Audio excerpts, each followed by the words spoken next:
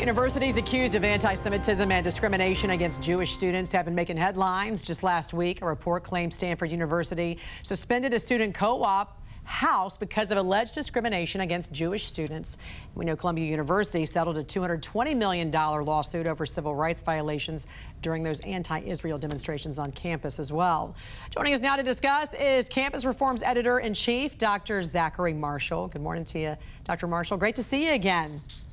Great to be back. Let's start with Stanford and this investigation into claims that Jewish students were targeted, called Zionists, and then asked to leave a co-op house. What happened here?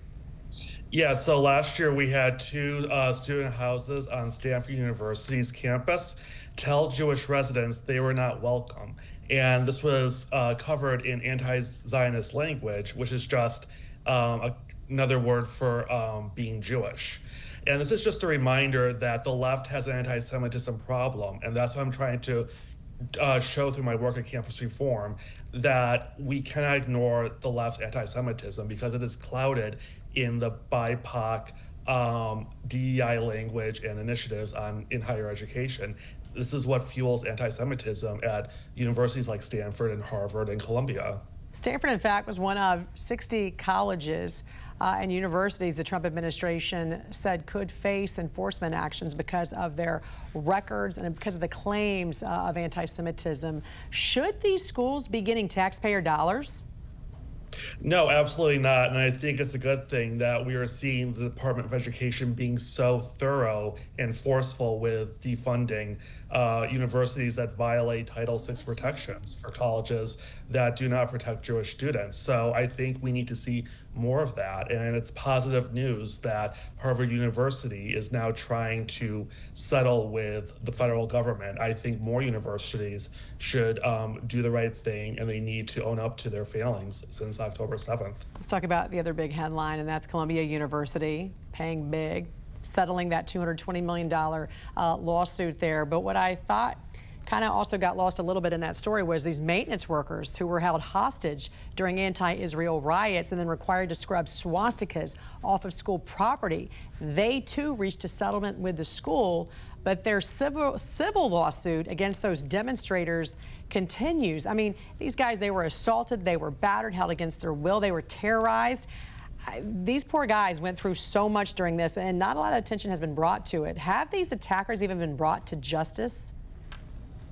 No, they haven't. This is a very slow process because Columbia University was resistant to acting against the protesters who are causing property damage and attacking people on campus. And we have seen across the country that local prosecutors are being even slower with actually prosecuting charges against people who violate our laws. The one thing I will say is that the janitors at Columbia University had to scrub swastikas off the walls that the university chose to ignore.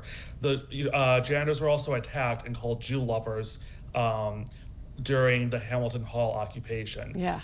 Those experiences are the same experiences that Jews had to go through in Austria and Germany in the 1930s. This is toleration of Nazi tactics at Columbia University because so many people in power there just don't want to admit the truth about their school. And in what place in the United States can you hold someone hostage, assault them, terrorize them, and you're not in jail or charged with a crime? I don't recall hearing too many of these protesters being charged with assault. No, and the answer to your question is Columbia University, Cooper Union, UC Berkeley, Harvard University. One of the ongoing reports that we are covering is the number of charges that are being dropped by local prosecutors across the country, and also the threats of suspension and expulsion that don't really go anywhere. If you look at the congressional testimony from Columbia University's former president, you will see a long line of warning letters being issued to people, but then not much else. They will do everything but hold people accountable for their crimes. Well, I'm glad you guys are putting a spotlight on it, and that we are starting to see some more of these reports, come to light, because these are the kind of stories that we're not seeing as much, but now because of these civil lawsuits going through, and of course these maintenance workers, these janitors now continuing with their civil lawsuits against these protesters, we're starting to see some more of the details of what really happened then. Campus Reform's editor-in-chief, Dr. Zachary Marshall, we appreciate you joining us this morning here on the National News Desk. Thanks. Thank you. Harvard is now open to settling with the Trump administration. That's according to the New York Times, who reports the Ivy League university is considering a $500 million deal as a way to end its months-long battle with the administration. The National News Desk, Jeff Harris joining us, and we've obviously been talking about this for months, Jeff. So news of this possible deal comes on the heels of Columbia's settlement with the administration. What do we know so far? So the potential deal is based on interviews with 4 unnamed sources who are familiar with these negotiations. The New York Times reporting Trump is pushing for Harvard to pay more than Columbia, but officials involved are a little bit hesitant.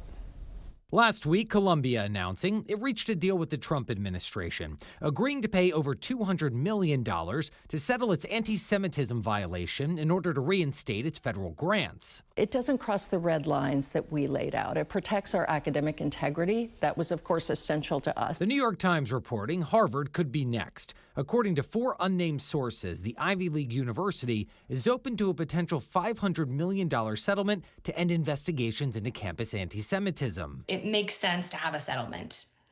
It avoids a lot of potential conflicts in the future. The Trump administration has gone after Harvard since April, cutting billions in funding while also demanding an overhaul of its leadership structure, admissions, and hiring. The university rejecting those demands, filing 2 federal lawsuits. We are defending what I believe is one of the most important linchpins of the American economy and way of life. Our universities. With those talks reportedly ongoing, the administration now turning its attention to Duke, alleging the university is in violation of the Civil Rights Act. Duke is being accused of sort of a reverse discrimination policy in selecting members for their law journal, their medical journal, and potentially in their admissions and hiring as well. Education and HHS secretaries Linda McMahon and RFK Jr. also sending a letter to Duke outlining shared concerns about the use of race in its hiring, admissions, and scholarship decisions. Now out west, UCLA has also agreed to pay $6 million to settle discrimination complaints brought by Jewish faculty and students last year, including letting protesters build a Jew exclusion zone on campus. Reporting for the National News Desk, I'm Jeff Harris.